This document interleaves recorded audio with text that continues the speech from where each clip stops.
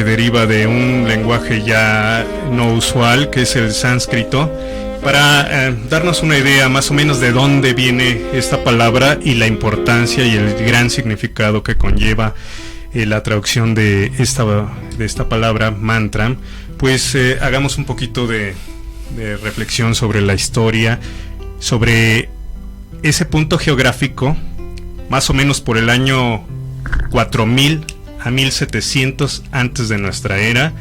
Pues florecieron unas civilizaciones del Indo, o civilizaciones Harappa, entre la más sobresaliente, a la que fructificó, que le iba muy bien en cuanto a la siembra y todo eso, y floreció como grandes civilizaciones como la egipcia y Mesopotamia.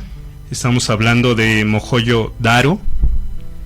Y bueno, pues tuvieron un periodo muy grande donde les iba muy bien, hasta que tuvieron su época de escasez, de sequía, que fue más o menos entre el año 1700 a 1500 de nuestra era, y que a su vez fueron invadidos. Llegaron unos invasores conocidos como, o llamados los arios, que esa palabra también viene del sánscrito y que significa más o menos como los nobles, de descendencia indoeuropea. Algunos dicen que es un mito. Recordemos que los de descendencia indoeuropea son como los que conocemos celtas, que a su vez tienen toda una historia, pero bueno, no precisamente. Llegaron a este lugar y pues al mezclarse con los habitantes de la zona del Indo, forman una cultura, lo que ahora nosotros conocemos como el periodo Veda. Algunos nativos de ahí huyeron hacia el sur y ellos formaron pues la cultura drávida, de donde pues tenemos desarrollaron algunas lenguas que tal vez en algunos lugares todavía se conservan, otras dicen que ya desaparecieron. De estas lenguas drávidas está el tamil, el canarés, el telugu, sí, que tienen una similitud con la selemita. Y bueno, pues de estos que se quedaron del Indo y se fusionaron con los arios, se creó una cultura la más sobresaliente de las primeras civilizaciones. De ahí el Kuru, que se le conoce como Kuru, que son pues los primeros que empezaron con el uso ya del hierro, ¿no? Entonces es muy importante el desarrollo ya que tuvieron con el hierro, y no solo con el hierro, sino que ellos crearon lo que se conoce como la lengua del sánscrito. Y entonces estas lenguas se decía que eran sagradas y que eran creadas para las clases altas. Las clases populares tuvieron una derivación de esta lengua que no era la misma, era pues no sé si se le llamaba lenguas menores, pero no era tan rica en contenido como el sánscrito. Y bueno, pues estas clases populares tenían el Pali y el Prákrito, derivadas estas lenguas, que ahora son importantes estas dos lenguas porque ahora de ahí desciende lo que es el hindi y el urdu, que se siguen usando y son las que se usan actualmente allá en esa zona. Y bueno, de ahí viene esta lengua sánscrito. ¿Por qué se le decía sagrada? Porque bueno, estas clases altas, recordemos la importancia de lo sacerdotal y de las monarquías en ese entonces, quienes manejaban otro lenguaje. Bueno, la palabra mantra deriva de la lengua sánscrito ahora desaparecida, ya no se usa, se conserva con estos términos importantes como la palabra también karma y otras que usamos actualmente. Mantra hace alusión a la mente, ¿no? Como quebrar, apaciguar la mente, más o menos eso vendría a significar karma. Te doy la bienvenida al programa Ser, Saber y Hacer. Hoy el tema mantra. Y para hablar de este tema me acompaña mi amigo, que ya ha estado en muchas otras ocasiones y me da mucho gusto recibirlo nuevamente, Mahadev. Muchas gracias, sí, ya como parte del activo fijo, casi aquí. Bueno, un gusto. A ver si no se aburre la gente. No, un gusto, porque conocedor de todos estos temas, más de 30 años dedicado al esoterismo y a las prácticas esotéricas. principalmente a la yoga? Bueno, sí, en realidad soy más místico que yogi. Sí, más de 30 años, casi 35 años en el ámbito místico. Pues tratando de conocer un poquito de diferentes corrientes, de diferentes prácticas o filosofías, y 15 años casi apenas en el mundo del yoga. Ahí sí todavía soy muy bebé y todavía no. En ambas me falta mucho que recorrer, evidentemente, pero en el yoga más. Y en efecto, como ahorita comentabas, muchos de esos términos sánscritos se han conservado gracias a la práctica del yoga, que es donde más uso se le da. Bueno, es que era interesante hacer como este preámbulo, esta presentación, porque nosotros pues hablamos de los Vedas y mucha gente desconocemos quiénes son los Vedas o quiénes fueron los Vedas.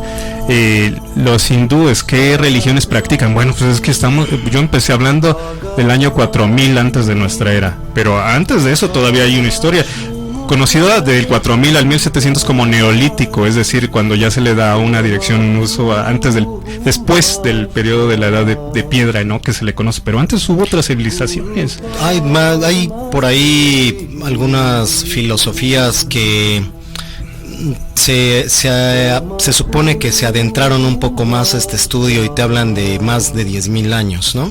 Uno de ellos es la corriente del Kundalini Yoga, precisamente, donde ellos consideran todavía mucho más antiguo la práctica del mismo yoga como tal, pero no como la conocemos hoy, evidentemente. Hoy ya se ha comercializado mucho, se le ha dado unos enfoques que nada que ver con lo que era la realidad, con lo que era la esencia pura del yoga, que era mucho más filosófica que práctica, y ahora le han quitado toda esa parte filosófica, que es lo que le enriquece, ¿no? Yoga igual deriva del sánscrito. Totalmente, yoga sí. Deriva de la palabra yug, que significa yugo. Del sánscrito. Del sánscrito. Lengua sagrada. Lengua sagrada porque, como bien comentaste, era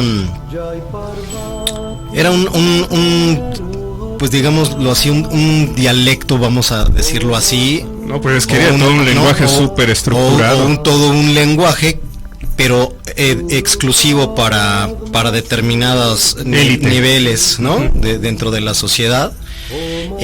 Precisamente por el uso de tan profundo que se le daba, donde implicaba métrica, donde implicaba matemática, donde implicaba el estudio del sonido, donde implicaba la repercusión energética a nivel físico, mental, emocional, psicológico, energético, espiritual, ¿no?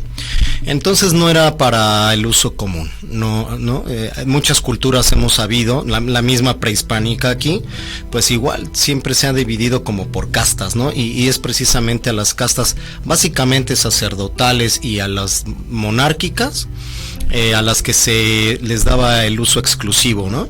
De estos conocimientos y su práctica. Y precisamente porque ellos pues no estaban ahora sí que preocupados como las demás castas, que era pues en el trabajar la tierra o las armas o qué sé yo, la orfebrería o lo que fuera.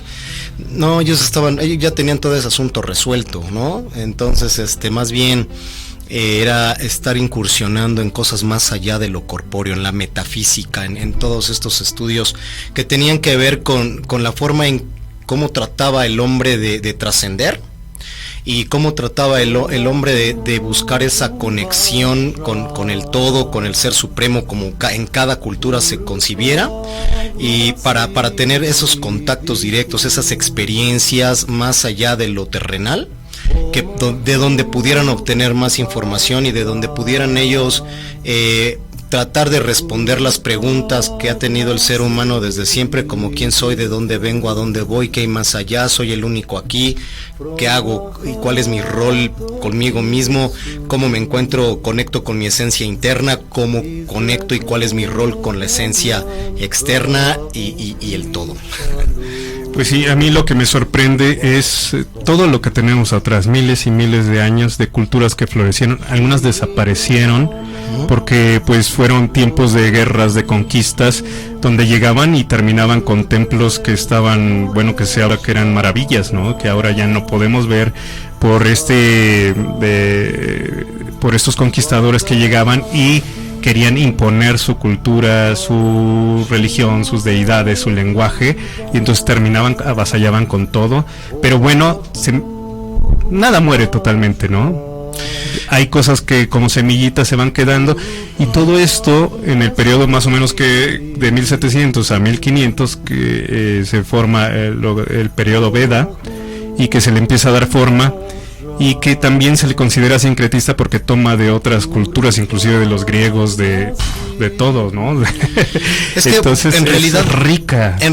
Vedas como tal se aplica un poco más a este asunto del compendio de las escrituras sagradas, uh-huh, que hoy por hoy pues son como la base espiritual de la cultura hindú, ¿no? Eso básicamente viene siendo los Vedas, y que incluso hay por ahí una corriente filosófica ya más contemporánea que se llama Vedanta, ¿no? Donde precisamente se da la tarea de hacer como este estudio de esos contenidos. Sin embargo, pues atrás tuvo que haber alguien o un número de personas que se dieron a la tarea de hacer esas recopilaciones, claro, e integraciones y estructurarlas, ¿no? Claro, y se va solventando igual con la riqueza que fueron adquiriendo los antecesores, ¿no? Las culturas anteriores. Sí. Y se va fortaleciendo porque, bueno, el sánscrito se dice que era un lenguaje súper estructurado, difícil de aprender. Y porque te digo que implicaba cosas como matemáticas, es decir, por ejemplo, básicamente se usaba en versos, ¿no? Se ocupaba en versos, no era tal cual, en muchos casos, no sé si hay alguno, yo no tengo muy claro si hay algo en prosa como tal. Lo que más me ha tocado ver casi siempre es en verso, y no eran versos al azar nada más para que se escuchara bonito, tenían un propósito en particular y tenían una métrica. ¿Y a qué me refiero con esta métrica? Que por ejemplo eran versos, por ejemplo 8 versos de 3, por ejemplo de 3 vocablos o cosas como ese tipo, ¿no? Digo, yo no soy experto en literatura, pero ocupaban esas fórmulas, ¿no? Porque el estudio era demasiado profundo y tenía toda una razón de ser. Precisamente buscaban esa profundidad energética que daban precisamente no nada más el sonido como tal, sino también los números, ¿no? Buscaban la numerología sagrada implícita dentro de los textos, que pues para una persona común y corriente pues podría leerse simplemente como una simple poesía, pero veladamente o internamente traen otros usos a nivel energético, a nivel sutil. Hoy vamos a hablar de mantra, que precisamente viene del sánscrito, de esta lengua considerada sagrada. Ya explicamos por qué. Sí. Mantra, más o menos su uso es mente, ¿no? Mantra y tra. Hay algunas por ahí definiciones. La que yo más empleo dentro de las definiciones oficiales de estas etimologías es la de manas mente, y tra, que es como el control o el aquietamiento de la mente, ¿no? O protección, inclusive llegan en algunos momentos algunos maestros por el uso. Es que mira, hay alguna cuestión muy particular en el sánscrito, de a como lo conocemos ya muy en el occidente de manera actual, que es que quizás desconocemos la forma en cómo se usaba realmente en su momento, ¿no? Muchas veces son suposiciones de acuerdo a los estudios, pero mucho de lo que se ocupa actualmente en yoga, que es algo que yo practico, no le damos una traducción literal, no es agarrar el diccionario, ver tal cual a qué palabra corresponde y entonces lo traduces así, no, sino va más allá. Es como los dichos aquí, que tú dices algo, pero quieres dar algo, a entender algo que lo das por hecho, algunas cuestiones más de fondo, ¿no? Entonces es lo mismo, ocupas unas palabras, pero quieres dar a entender todo un contexto, toda una idea o situación que va más allá, es más profunda, y entonces el uso del sánscrito dentro del yoga no es que muchas veces se traduzca tal cual, así de manera literal de diccionario, sino de acuerdo al contexto que estamos empleando, que en este caso es la práctica del yoga, que es espiritual, que es mística, entonces lo adaptas a esos conceptos. Y aquí pues el que se ocupa más es de la protección de la mente, ¿no? ¿Y por qué es la protección de la mente? Pues porque de lo que se trata el mantra es que tú tomas una frase o un texto sagrado y lo empiezas a recitar, ¿no? De manera cíclica, n veces, donde muchas veces se sugiere emplear la matemática, es decir, la numerología sagrada, porque se dice que lo mínimo que debes de repetir un mantra son 3 veces, ¿no? Para darle ese poder matemático de la Trinidad, de Dios Padre, Madre y Espíritu Santo, lo que es Brahman, Shiva y Vishnu, ¿no? Entonces, de ahí te puedes ir al lo que le llaman ellos el Triamatsikatmo. O la Trimurti, también se conoce como en el hinduismo como la Trimurti, esa Trinidad. Pero ahorita fíjate lo que estás diciendo, nos vimos muy suavecitos, porque podríamos irnos más atrás, porque se habla de que son descendientes inclusive de otras civilizaciones mucho más antiguas, ¿no? Porque donde se hablaba la lengua de oro, la que hablan los ángeles. Entonces, bueno, lo que estás diciendo tiene tal importancia que una palabra es creada con una energía y le da un poder. Tan es así que en filosofía se maneja que nosotros fuimos creados con una nota musical. Cada cosa que existe fue creado en una nota precisa, y que está la teoría que al entonar esa nota en el volumen preciso, en el tono preciso, te puedes desaparecer, ¿no? Como cuando hacen el do de pecho la soprano y quiebran la copa, ¿no? Entonces existe por ahí una teoría, y de hecho está comprobado, creo que 2 pianos, por ahí escuché, que están afinados de igual manera. Si empiezas a tocar un piano, el otro, sin que nadie lo esté tocando, empieza a replicar las notas, ¿no? Por esas leyes de similitud, de energética, de vibración. Entonces, si estas palabras tienen poder, fueron creadas con un poder, esa es la importancia. Y yo creo que lo más sobresaliente del sánscrito, que se le llama lengua sagrada, que yo te decía, nos vimos suavecitos, porque hay otros que hablan de lémures, donde viene la lengua de los ángeles, ¿no? y que cada cosa la creaban con un poder. Pero bueno, la palabra mantra tiene un significado muy profundo, lo acabas de explicar. Hay que ir más allá, ¿no?, de la etimología. Sí, definitivamente esto es para poder llevar a la mente a estados profundos de conciencia, ¿no? Ese es en realidad el uso, no como tal la palabra, sino todo el contexto que implica esa palabra. Entonces, los mantras en general, pues son esos textos sagrados que dependiendo el texto que tú tomes, o la palabra, o el escrito sagrado que tú tomes, pues tiene un objetivo en particular en el que se trabaja, pues para llevarte a esas distintas moradas, ¿no?, sutiles, a través de su correcto uso, e insisto, agregándole también muchas veces estos elementos como la numerología, como mudras o como visualizaciones, como el sentimiento, como la concientización. Entonces vas sumando toda una serie de elementos a la energía que se unifican en un flujo, ¿no?, que empieza a impactar y empieza a crear un efecto dominó en todo lo que está a nuestro alrededor y más allá, ¿no? O sea, como este dicho que dice que hasta el aleteo de una mariposa repercute hasta el otro lado del universo, ¿no? Es igual, es este asunto que vas generando tú, y que a través del uso de ese mismo mantra, de esas mismas pronunciaciones sagradas que hacen en todo el mundo miles de personas por N generaciones, generas un flujo en el universo que ya está ahí puesto como una corriente, como una vía a la cual tú te integras para estar alcanzando esos objetivos, y por eso lo hace tan poderoso, porque no es finalmente un esfuerzo individual, sino que al tú recitarlo te integras al esfuerzo, concientización, pronunciación de miles de seres que han estado trabajando en lo mismo con plena conciencia, tratando de buscar o alcanzar ese mismo objetivo que tú estás trabajando. Pues está comprobado que todo lo que es materia es vibración. Totalmente. Vibra. Todo. Esos sonidos son vibración. Sí. ¿Y existen? en diferentes culturas. Ahorita hablamos de una cultura, pero bueno, también, bueno, que es del Oriente.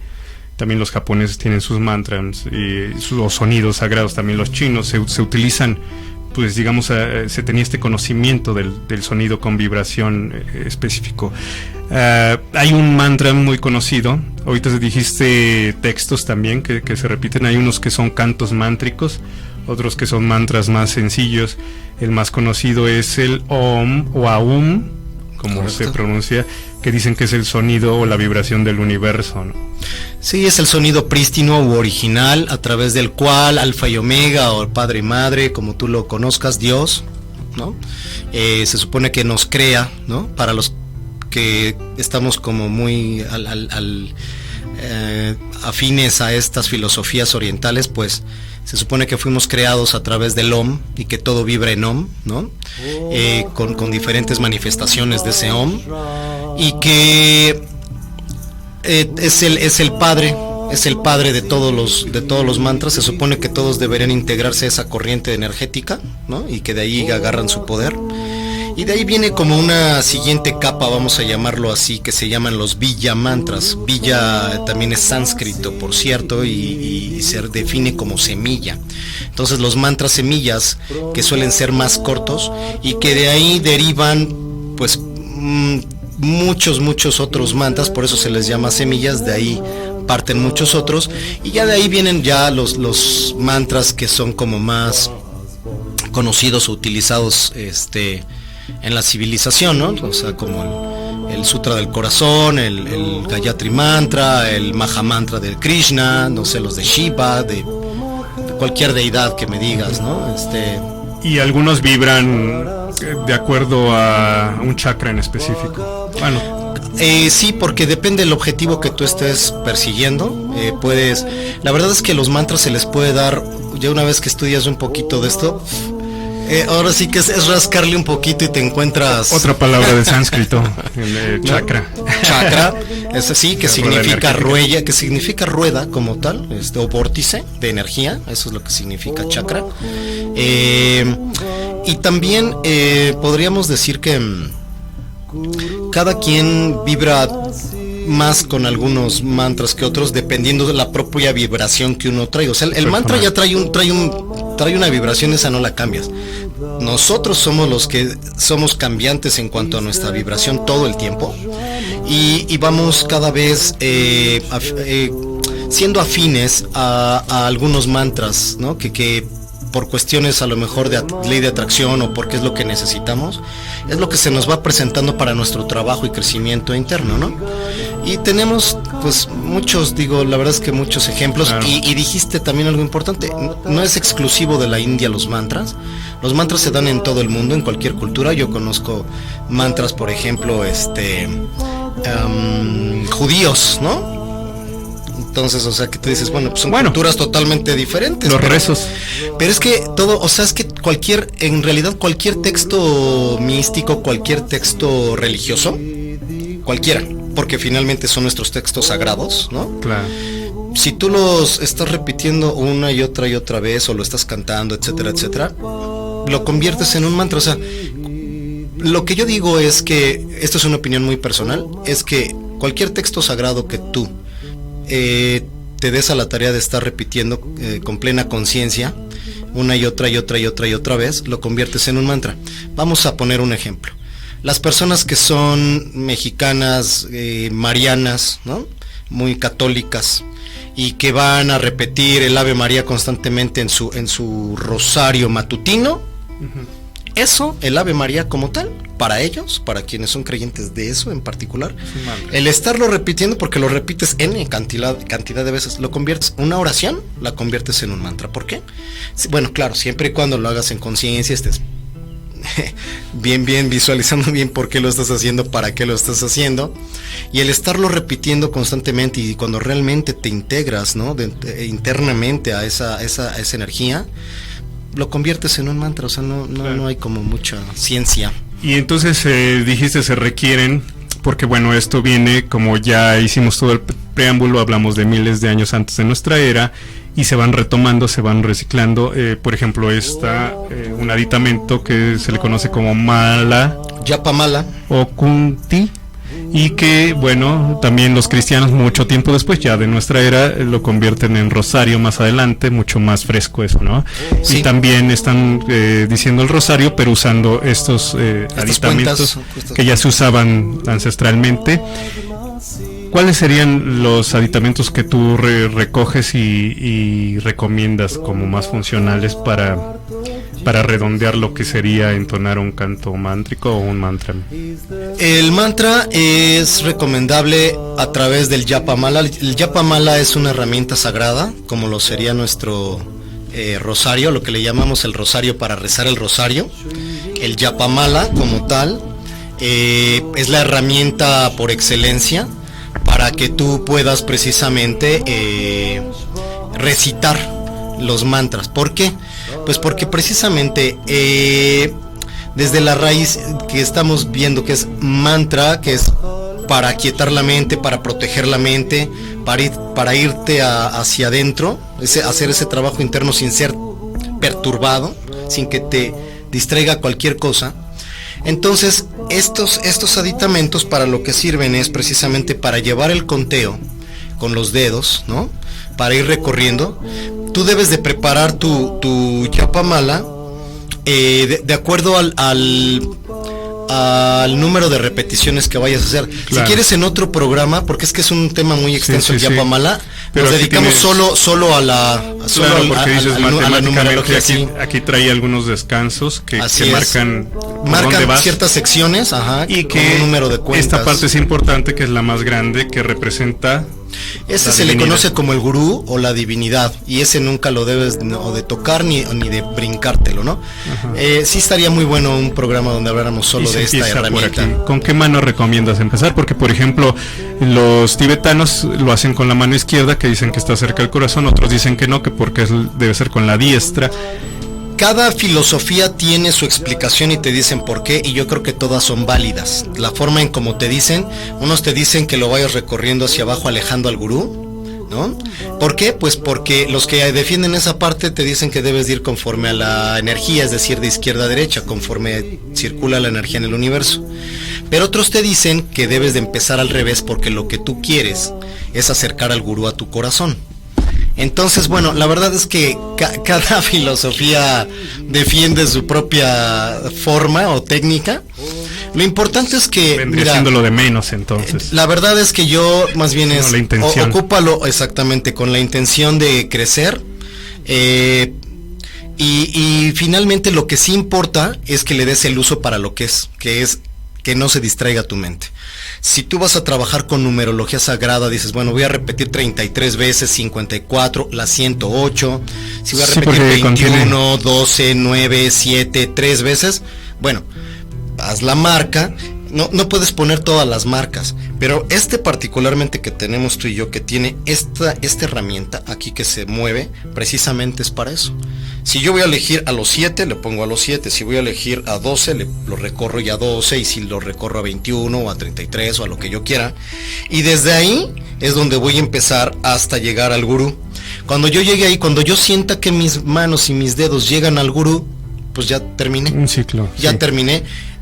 ¿Y de qué va a depender eso? Pues básicamente de tu tiempo, porque tú te podrías quedar horas y horas y horas y horas y no necesariamente meterle un número en particular, o decir hasta que no termine 3 veces 108, por ejemplo, ¿no? Que tiene 108 cuentas. El Yapamala debería de tener 108 cuentas necesariamente. Si no tiene 108 cuentas, no es un Yapamala. Porque es un adorno. Es ese número específico. Tiene que ver con numerología sagrada, ¿no? Que podríamos ahondar posteriormente más en eso, pero sí, a grandes rasgos te puedo decir que el 108 es la suma de 1 más 0 más 8, que es el 9, que es el número indestructible o el número de poder que se conoce en numerología, o también porque representa el 1 a mi naturaleza individual, ¿sí? A mi alma. El 0 representa al todo o Dios, y el 8 es como la representación del infinito, que tendrías que acostar, ¿no? Entonces, a grandes rasgos, pero hay cualquier cantidad de explicaciones numerológicamente hablando, ¿no? Místicamente hablando, pero retomando un poquito el tema realmente para lo que se ocupa esta herramienta sagrada, no es de adorno, no es para que le andes trayendo a las fiestas y ese tipo de cosas, ¿no? Eso se debe de ocupar de una manera tal que inclusive algunas corrientes te dicen que ni siquiera debe de ponerla en el piso, que debe tocar el piso por lo sagrado, que debe de estar siempre en tu regazo, o en un muslo, o en tus manos. Y entonces, tú no debes de distraer tu mente en estar pensando, hoy llevaré 10, 11 o 13 o cuántos llevo, porque según yo quería llegar a los 21 y cuántos me faltaron. No, pues entonces ya. Pero todo tu trabajo que venías realizando lo perdiste en ese instante. Sí. Entonces simplemente te lo colocas donde va a ser, ya no te distraes con el número de repeticiones y entonces tu mente ahora sí se puede concentrar todo el tiempo en estar con la repetición y tratando de llegar a niveles profundos, visualizar, entender, concientizar, y ya no distraes la mente. Sí, porque mucha gente le dices medita, sí, pero ¿cómo? No me deja la mente, no me deja. Bueno, estos son recursos precisamente para que la mente esté enfocada en un objetivo. Sí, en lo que tiene que hacer. Bueno, hay muchos mantras. Ya lo explicaste. Está el Om, que es el más conocido y que es como el raíz, la base. Casi muchos es como la contracción del Aum. Aum. Y el Aum es la representación de las 3 divinidades hindús, que es Brahma, Shiva y Vishnu, con un silencio adicional, y conforman los 4 puntos, digámoslo así, del universo, con lo que se basa o estructura todo el universo. Y digamos que la forma abreviada, la contracción, es el Om como tal. Claro, pero se debe pronunciar Aum. En realidad, se pueden pronunciar de las dos en realidad, pero sí es más completo hacer como el Aum, porque eso te permite ir concientizando a cada una de las divinidades con sus distintos atributos. Pero pues claro, digo, no pasa nada si dices Om, ¿no? Ahora, mencionaste algo importante, el silencio. Porque no es Aum, Aum, Aum, sino es Aum. Ese silencio en primera, cuando estás recitando, te da la oportunidad de respirar y significa el cierre del ciclo y al mismo tiempo el inicio de un nuevo ciclo, ¿no? Es como todo el proceso de vida, digámoslo así, del universo, donde dices, a ver, pues primero entra Brahma y entonces crea el universo, llega Vishnu, lo mantiene, lo perfecciona quizás, ¿no? Llega Shiva, que le dicen el destructor, pero más bien no me gusta mucho a mí como esa alusión, más bien es el transformador, porque en realidad, por principio simplemente energético, porque la energía no se crea ni se destruye, solo se transforma, entonces no hay forma de destruir nada, más bien transforma, y ya que hay esa transformación, entonces le das oportunidad a que esa transformación tome como fuerza, como vida, pero en lo que está en eso está el silencio. Está ese proceso de, ok, dame chance de agarrar el respiro y voy con esta nueva materia, esta nueva naturaleza, estas nuevas formas, esta nueva energía, voy a iniciar un nuevo ciclo. Y entonces está ese periodo ahí como de relax, del silencio, y entonces vuelve a empezar una nueva creación nuevamente con Brahman. Y así es el ciclo interminable de la energía. Hay otro muy conocido que es tibetano, que es el Om Mani Padme Hum. Es Om, bueno, en realidad Om Mani Padme Hum se supone que es la forma de pronunciar sánscrita, y Om Mani Padme Hum es como la forma tibetana. Tibetana, sí. Ajá, vendría siendo la forma tibetana y son lo mismo. Mantra atribuido a Avalokiteshvara, que para muchas corrientes es o fue la última encarnación de Kuan Yin. Para los tibetanos propiamente no es así en la mayoría de los tibetanos, porque ellos consideran que Avalokiteshvara sigue reencarnando cada vez en cada Dalai Lama que tienen, ¿no? Pero para otras corrientes filosóficas fue su última encarnación, que fue como hombre, y que después trasciende como maestra ascendida Kuan Yin, que es la madre de la compasión, del amor, la llama violeta. De la llama violeta para los de la corriente de Nueva Era, de la llama violeta para Oriente, y que es la misma función que haría la Madre María o la Virgen de Guadalupe para Occidente, ¿no? En corrientes filosóficas es lo que más o menos se maneja. Sí, hay pues infinidad de mantras, ¿no? Por ejemplo, hay uno muy conocido como el Gayatri Mantra. El Gayatri Mantra, tiene una naturaleza, se supone que tiene como una naturaleza femenina, donde se supone que está personificado, o su energía es como personificada por una deidad femenina que se llama precisamente Gayatri. Es que Gayatri es la forma femenina de decir Gayatra, ¿no? Entonces lo que termina en I es para lo femenino y lo que termina en A es para lo masculino. Entonces el Gayatri es la forma femenina. Hay una deidad o diosa femenina que se llama así, Gayatri, que en algunas filosofías se le reconoce como reencarnación de Parvati o de Lakshmi, y que es un mantra que se supone que está dirigido para alabar o reconocer al dios del sol, ¿no? Es como más o menos a grandes rasgos. Bueno, pues hay otros que van directamente a sus divinidades, ¿no? A Ganesha, sí, a Om Gam Ganapataye Namaha es para ser que se conoce Lakshmi, como el ser que nos quita los obstáculos. Ganesh es el niño, es el dios niño, es un dios niño, el elefantito, que se queda con la cabeza del elefantito.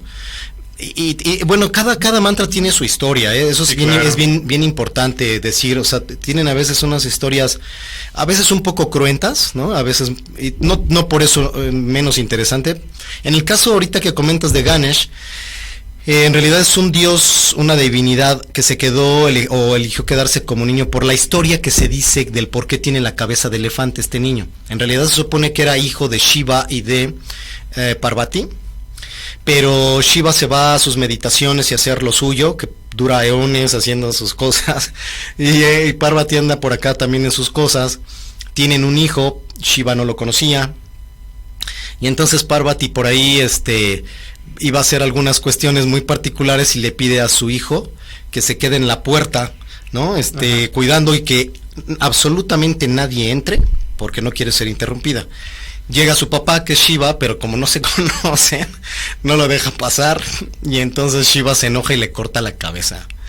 Y entonces cuando Parvati se da cuenta, llega y le da, ahora sí que hasta con el sartén a Shiva. Puede ser que esto sea simbólico, bueno, que tenga ahí como un trasfondo esta historia, que no sea literal. Sí, es como en la Biblia, ¿no? Es muy metafórico en muchas situaciones, sí. Y entonces, bueno, aquí se supone que pasa el primer animalito porque Shiva se compromete a reponerle la cabeza, y como no le encuentran, pasa un elefantito bebé y se supone que se la corta y se la pone al bebé. Para situaciones difíciles. Esto es precisamente para quitar obstáculos. Shiva es el removedor de Ganesh es el removedor de obstáculos, igual que su papá, que es Shiva. Los dos son removedores de obstáculos, solo que muchas veces se ocupa más a Ganesh para las cosas de remover situaciones, pero más materiales, más como de este mundo, como por ejemplo empleo, problemas en el empleo, si no tienes, para que obtengas, para prosperidad. Y me imagino que existen muchísimos derivaciones de mantras referentes a Ganesh. Hay varios, sí. Yo me sé uno muy sencillo, pero supongo que hay muchísimos más, ¿no? Om Sri Ganeshaya Namak.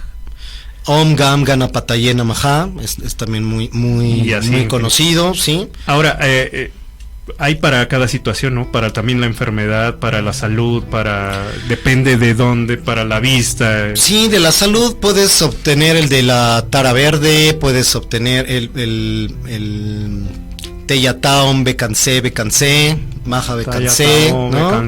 Bekanse. Entonces ese también lo puedes ocupar para eso. Svaha o Soja, dependiendo la pronunciación tibetana o sánscrita. Sí, ese lo puedes utilizar. Mira, las distintas corrientes filosóficas te proporcionan varios. El mismo Kundalini Yoga, que tiene unos mantras muy particulares y que no los mezcla con los tradicionales, pues también te te proporcionan algunas opciones porque también ellos han hecho sus estudios, ¿no? Se supone, de lo que es el nado o el estudio del sonido sagrado, y también la pronunciación. Esta no es en sánscrito, esto es en gurmukhi, a pesar de que es de la India.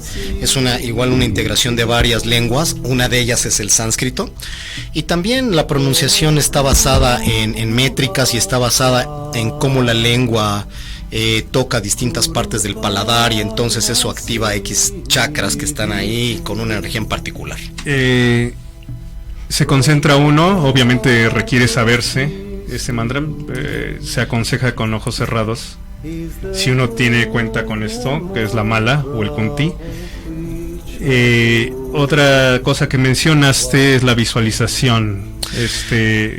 Ya estás hablando hasta de una postura de la lengua. Es que mira, en realidad el sonido sagrado se debería de hacer por ahí, ya lo he comentado en algunos sitios, lo tienes que hacer con los 4 chakras superiores, es decir, con el del corazón hacia arriba, porque debes entonces de sentirlo, lo que estás diciendo, debe de haber realmente una conexión a nivel del chakra del corazón.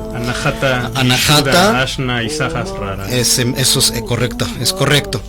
Aquí cuando lo estás pronunciando, acá cuando estás visualizando lo que estás diciendo, pero para poder visualizar debes de entender y debes de concientizar lo que estás Los haciendo. ojos van, aunque están cerrados. Los ojos puedes, lo recomendable es hacer mudra con ojos, que es, la mayoría puede hacer cualquiera de estos 3, que es o internamente estar viendo hacia la punta de la nariz para activar de alguna manera la pituitaria. Si tú miras hacia el centro de la frente, estás activando el tercer ojo, y si llevas los ojos hacia arriba completamente, pero cuesta más trabajo sostenerlos ahí. Un visco, como visco, más o menos. El de aquí sí es un visco. Estos visco. No. Es que en realidad, sí, cuando mueves los ojos tiendes a juntarlos para apuntar hacia alguna dirección. Entonces, y cuando lo llevas hacia Sahasrara, que es el chakra de la coronilla, pues estás activando la glándula pineal. Entonces todos esos son elementos que van sumando o multiplicando, ¿no? El potencial de la energía. Y entonces cuando tú ocupas esos 4 energías de los 4 chakras superiores, pues haces una bomba energética. Oye, hablábamos de Ganesh. Obviamente si estás mantralizando algo de Ganesh, ¿visualizas a Ganesh o qué visualizas? ¿Qué se recomienda visualizar? Puede ser que visualices a Ganesh, puede ser que visualices la situación sobre la que estás trabajando ya resuelta, y cómo sería resuelta, ¿no? Vamos a suponer que si estás trabajando con Ganesh para un empleo, pues entonces te visualizas en el empleo, te visualizas trabajando, ya dando de acá de godín, ¿no? Ya con tu corbatita y todo el asunto que ocupas y tu máquina y dándole fuerte al asunto, ¿no? Pero también, por ejemplo, Shiva, que te ayuda a disolver obstáculos, pero esos son más de tipo espiritual, ¿no? La palabra México es igual, es empleada con sonidos sagrados y tiene todo su contexto, ¿no? Muy particular del ombligo de la luna y de todo, es una serie de acuerdo a la corriente que tú estudies, pues bueno, te dan como los significados, ¿no? Sí, todo esto lo sabían. Los prehispánicos ocupaban lo que nosotros conocemos como yoga de Oriente, ellos hacían su yoga aquí, no se llamaba yoga porque eso obviamente es un término sánscrito, y aquí ocupábamos o el náhuatl o al sureste el maya, pero practicábamos lo mismito, los sonidos sagrados, los mudras, los mantras, la meditación, las posturas, esa conexión, buscaban y practicaban esa conexión interna y para el encuentro de uno mismo y la conexión con el universo, lo mismito. Muy bien, retomando lo anterior, entonces uno va agregando, va sumando aditamentos, pero también se pueden ejecutar algunos mudras mientras o pases. Sí, mientras se está haciendo. Mudra también es un término sánscrito que significa sello, y eso es precisamente porque empleas puntos del cuerpo para activar energías sutiles que acompañen el trabajo que estás realizando. Es decir, es otra suma de herramientas, ¿no? Un ejemplo, el de oro, mantra de oro. En el mantra dorado, pues haces algo así como Om A Hum Vajra Guru Padma Siddhi Hum, ¿no? Son 8 mantras con 8 mudras, donde cada uno trabaja en los... Bueno, es que aquí vamos a una enseñanza todavía más profunda. En general, las corrientes te hablan de los 7 chakras principales. En realidad hay 8. En realidad hay 8 porque el octavo es un chakra sagrado, ¿no? Principales. Tenemos N cantidad en todo el cuerpo. Principales, los que corren a lo largo de la columna. Tenemos por ahí los 7 que todo mundo te enseña, pero muy poca gente sabe, conoce, maneja o sabe de qué se trata el octavo chakra. Y entonces, este es un chakra especial, principal también, pero va dentro del chakra del corazón. Y se llama chakra de la cámara secreta del corazón, ¿no? Y que es donde reside el yo soy, el que yo soy, la llama trina. Y entonces, estos 8 mudras con sus 8 mantras activan cada uno de los 8 chakras principales, ¿no? Este que estamos escuchando ahorita, ¿qué mantra es? Este que estamos escuchando ahorita es justamente el mantra dorado, Om Ahum Vajra Guru Padma Siddhi Hum. Solo que le agregué yo algunas estrofas ya de... ¿Esa es tu voz? Esa es mi voz, sí. Mira, no la reconocí. Sí, es estoy en un proyecto ahí de algunos discos. Uno precisamente son de mantras que son tradicionales como este. Para mí este es el mantra más poderoso que existe, para mí, en lo personal. Y bueno, pues me di a la tarea de musicalizarlo y de agregarle algunas cosas y pues ya está por ahí. Es tu versión. Es mi versión del mantra dorado. Sí. Y estás lanzando algunos... El día de ayer lancé un sencillo que no son propiamente mantras como tal. Hay alguna intención, sí, pero se le conoce más bien aquí, sobre todo en México, como cantos medicina, ¿no? Que es muy de nuestra tradición, muy de la tradición como prehispánica, y que trata más bien de usarse en los lugares como los temazcales, por ejemplo, ese tipo rituales prehispánicos o de este tipo de sanación, de este tipo de medicinas que le llaman aquí en nuestro país, ¿no? Y bueno, no es exclusivo de nuestro país, también se ocupa en otras partes, pero ayer lanzamos un sencillo de 3. Sí, estamos escuchando ya uno.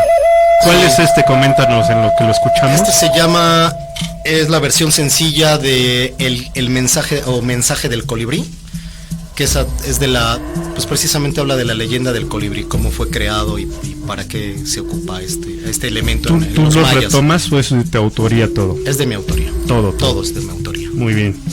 Sí. Y es la presentación aquí abierta a nivel mundial. Aquí tienes la exclusiva. Ayer salió, la subimos a una plataforma, todo el mundo la puede escuchar de manera gratuita picando la liga. Está en mi muro, me encuentran como Mahadev o como Mystic Mahadev. Y si quieres adquirirlo, ya sea por pieza, pues son 3 piezas musicales, o completo el disco, pues ahí también está la liga en la plataforma y te indica qué tienes que hacer. Sí, ¿esto qué es? Bueno, ya estoy oyendo español. Sí, esta versión es solo español. En esta misma versión, pero en la versión ritual, que es mucho más larga, sí empezamos con unos textos y unas invocaciones en náhuatl. Invocaciones en náhuatl a los 4 puntos principales, a los 4 rumbos. Los 4 rumbos. Y a los 2 del cielo y la tierra. Son unas invocaciones a esos 6 puntos, esa cruz. Esto recordamos que es para uso ceremonial, temazcal. Sí, es como de liberación energética interna y trabajo interno, ¿no? Esa es la idea de reconectar con nuestros orígenes, con nuestros antepasados y con estas raíces que tenemos, ¿no? De linaje, sí, es una conexión hacia eso. Pues por qué no decirlo así, sanar estas partes que a veces algunas personas todavía traen resentimientos, o simplemente porque no conocen mucho, ¿no? Entonces es como llevarlos, conducirlos a esa conexión, a toda nuestra grandiosidad que tuvimos en estos imperios, ¿no? De atrás, de antaño, de nuestros antecesores. Este canto, ¿dónde lo recomiendas? ¿En qué punto de la ceremonia del temazcal? ¿Antes, después, adentro? Mira, en los temazcales muchas veces se ocupa adentro, ¿no? Afuera normal, en lo genérico, en el temazcal, pues más bien primero es como una limpieza, antes de entrar al vientre de la madre, que es lo que significa, ¿no? ¿Este ya es otro? Ese es otro. Este está basado, a pesar de que yo le he puesto las voces de los elementos, está realmente basado en uno de uso popular que se llama Agua Vital, solo que no le quise dejar Agua Vital porque no solamente habla del agua, habla de los 4 elementos, de su grandeza, de su poder. Entonces le doy aquí a cada uno su fuerza. Trato de recrear elementos de la naturaleza que evoquen esa vivacidad, ese espíritu de cada uno de los elementos, y lo hago en especie de mantra. Este particularmente sí lo hago como mantra porque se repite los 4 elementos 7 veces, y a cada una de estas vueltas le voy agregando mi propia voz, pero en diferente tono. Entonces son 7 tonalidades para trabajar, como digamos, en los 7 chakras, con 7 repeticiones, a manera de mantra, a manera de número sagrado, para trabajar también energéticamente en los 4 elementos que viven dentro de nosotros. Ese es el trabajo. Muy bien. Y la última versión pues es la misma del colibrí, que es esta cuestión de la leyenda del colibrí, que es un guerrero que surge de una flecha, pero esto es más como de cultura maya, ¿no? Y solo que es una versión más de ritual, como te decía, con algunas invocaciones náhuatl. Mencionabas que hay un link donde pueden acceder gratuitamente a escuchar estos temas, y sí. Si gustas, la podemos dejar por aquí también. Sí. En los comentarios. Sí, claro. Más adelante, claro. Y si la subo, la coloco para quien quiera acceder a estos temas que son de tu autoría, interpretados también por ti. Así es. Y detrás de esto viene todo un equipo, ¿no? De ingeniero de sonido, quien masteriza, quien nos hace aquí toda esta magia, y músicos y diseñadores. Y aparte de eso, etcétera. Todo un trabajo energético. Claro, trae un... No, tratamos de no nada más cantar por cantar, ¿no? Sino digo, pues que cantar, hay gente que canta muy bonito y muchísimo mejor que yo.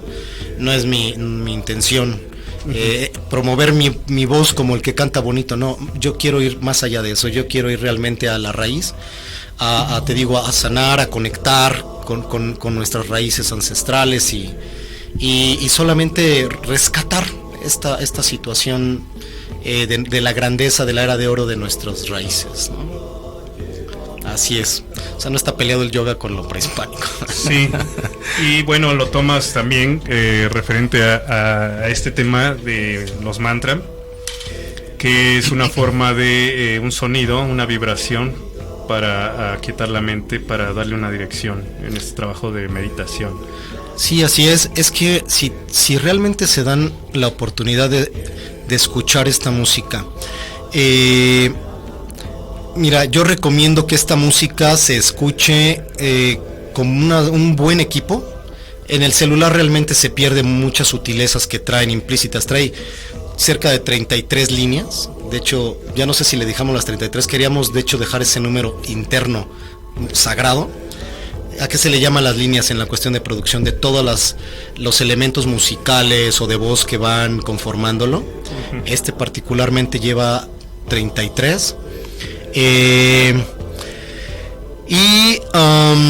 Ya no sé si después le cambiamos a 34, pero no importa, porque de todas maneras el 3 y el 4 son 7, que se convierte en un 7, que cierra un ciclo. Y entonces sí es un trabajo energético, es un trabajo energético el que se pretende también. Esa fue la segunda, son 3 temas, ¿verdad? Son 3 temas. Sí, son 3 temas, y el que viene, el que ahorita pudiera entrar, es igual, Mensaje del Colibrí, pero versión ritual. Versión ritual. Entonces, recomendado para un temazcal. Ese se podría hacer al principio juego. Y el otro adentro. Muy bien. Así es. Muy bien, todo como mantra de tu autoría, interpretado por ti. Perfecto, bueno, pues qué gusto que hayas venido aquí a compartir el programa. Muchas gracias. Porque apenas ayer, ¿verdad? Lo subieron. Ayer se estrenó esto. Mira.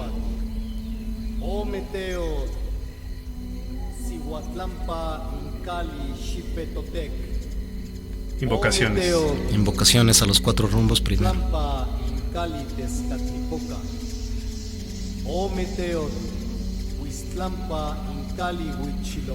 Y que acabas de tener un temazcal este fin de semana, ¿verdad?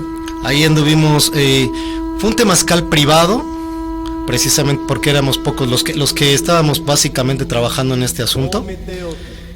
Y fue privado precisamente porque nada más íbamos poquitos y para poder mantener nuestra sana distancia adentro, sí, ¿no? Claro. Bueno, y que bien ideal también un temazcal en esta época, ¿no? Que la verdad es que no limpia. era depurarnos y todo esto, claro, para poder sacar con energía la parte física de ese temazcal, pero también como su ritual te limpia energéticamente. Y es que era un baño sagrado, era un deleite familiar, pero además es sagrado, porque lo que representa es que tú, el temazcal lo que representa es el vientre como tal femenino, ¿no? Y en este caso es el vientre, pero de la madre tierra. El religarte, ¿no? El reencuentro con la madre. El religare o es una religión en el sentido de volverte a ligar con tus orígenes, y aquí en este caso contigo mismo, depurándote a través de las energías de los 4 elementos dentro del temazcal, porque está la tierra, porque está sembrado en la tierra, ¿no? Está el fuego, que es obviamente representado por las abuelitas, las piedras. Está el agua, porque es finalmente lo que tú le viertes, que son los tés o las preparaciones sagradas con herbolaria en particular, para un tema en particular. Está ahí el elemento agua, y también estás tú haciendo tus respiraciones, estás activando el elemento aire, ¿no? Primero remueves ese aire, ¿no? Para que todo circule, etcétera, etcétera, y tú estás haciendo tus ejercicios de respiración adentro, precisamente para que internamente también estés desintoxicando a través claro, de es lo ideal, aunque no todo el mundo puede, ¿verdad? Por algunos problemas hay técnicas, ahí con pulmones. Hay técnicas para hay gente que no resiste. Pueden llegar, muchos le tienen miedo a la hiperventilación, a hiperventilarse por el calor que se llega a generar en algún temazcal. Ajá. Hay algunos temazcales más rudos, ¿no? Hay unos muy fuertes donde... Es que esos son para guerreros. El ideal es salir gateando y en el agua fría para fijar ahí la experiencia. Antes de entrar tú pides un permiso, al salir pides un permiso. Todo es un ritual. Tienes que entrar hombre, mujer, hombre, mujer, hombre, mujer, porque se tiene que ir equilibrando la energía. O sea, no es nomás así. O sea, la verdad es que hay mucha gente que, digo, con todo mi respeto, yo sé que tienen que trabajar en algo, pero no, o sea, esto realmente es todo un tema. Son cosas de antaño, son cosas de los abuelos, claro. Son cosas que tienes que tener una preparación y no nada más es ahí de spa de turista donde te ponen casi el sauna, ¿no? Y te dan tu tecito para que disfrutes. Pues o sea, no bueno, el tema de hoy es mantra. Dimos más o menos una idea de dónde venía la palabra sánscrito, que ya no se usa, ¿verdad? Ya no se usa, sin embargo, muchas palabras que usamos vienen de ahí, desde ese origen. Como karma, como chakra, como mantra. Karma es acción, como tal, le hemos dado otros contextos, pero no. Solo es acción. Acción. Y ayuda en la meditación o en el trabajo esotérico, un mantra. Totalmente. Sí, es para llevarte a estados de conciencia más profundos a través de, o desde donde puedes generar mejores resultados con tu trabajo personal, espiritual. Muy bien, tú recomendabas otros aditamentos que pueden complementar y fortalecer un mantra. Respiración o pranayama, los mismos mudras, ¿no? Los mudras que se hacen con distintas partes del cuerpo, ya decíamos hace rato con los ojos, ¿no? Pero puede ser con la lengua, puede ser las manos, con los pies, con el ano incluso, ¿no? Sí. O sea, hay muchas contracciones. Ajá, de esfínteres, con sus particularidades, ¿no? Claro. Ajá, especificaciones. Pero son elementos adicionales que tú pones para que energéticamente pues ayuden, ¿no? O sea, esencias aromáticas puede ser también, ¿no? Y explicado más o menos de una forma científica, nuestro cerebro maneja diferentes niveles y velocidades. Por ejemplo, en estado beta nosotros manejamos ahí un número que es el normal, el que diríamos de vigilia o el ordinario, donde está la mente trabajando a su capacidad habitual. El punto es relajarla, alentarla, ralentizarla. Entre menos esté la mente trabajando, podemos entrar a otros estados como el alfa. Lo que pasa es que la mente ya es como una máquina, ¿no? Que ya tiene un chip programado para que trabaje de esa manera de por vida. Es una maquinita que te sirve mucho para que se la pasa almacenando información, ¿no? y comparando. Es para almacenar y comparar en general, ¿no? En estos términos en cuanto a características de la mente. Entonces,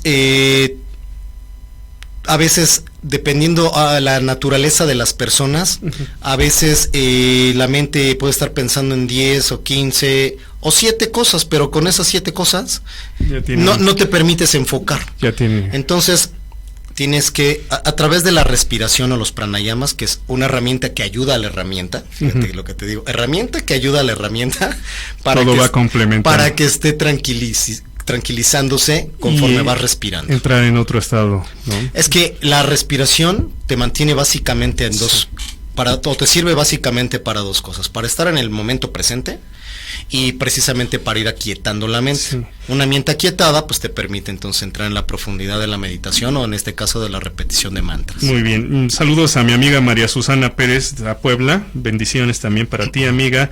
A Macarena Miletich, saludos desde Madrid, saludos desde aquí, desde México, un abrazo fraterno. Una frase con la que puedas concluir para la gente que nos estuvo acompañando, de lo más importante que tú consideres que es un mantra. El mantra va a ser una herramienta espiritual que te va a permitir el conocimiento de ti mismo y la ubicación o conocer el conocimiento de tu rol en el universo. Entonces, de ahí la importancia. Pues muy bien, pues muchas gracias, Mahadev, se nos terminó el tiempo. Namaste, gracias.